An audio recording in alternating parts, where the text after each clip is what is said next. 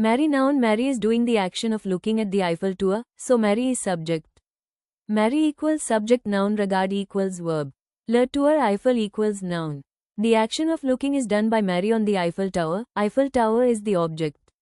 Le tour Eiffel equals object noun. Since there is no preposition between the verb and the object noun, it is considered as direct object noun. Les pronoms sujets. The nouns in the subject position of the sentence are replaced by the subject pronoun. In French, it is called as les pronoms sujets.